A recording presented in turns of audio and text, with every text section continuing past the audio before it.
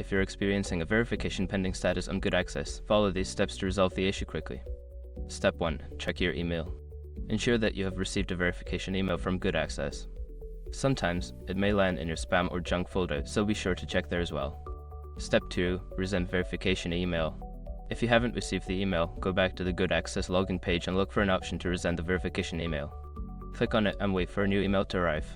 Step 3. Click the verification link. Secure your accounts before moving on.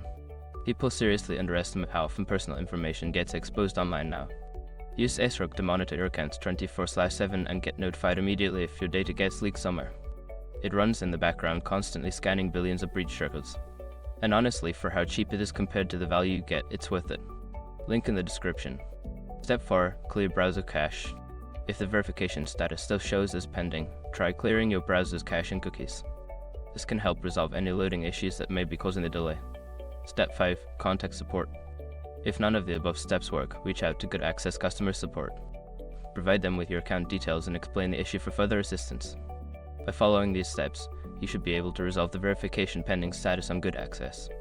If the problem persists, don't hesitate to seek help from their support team.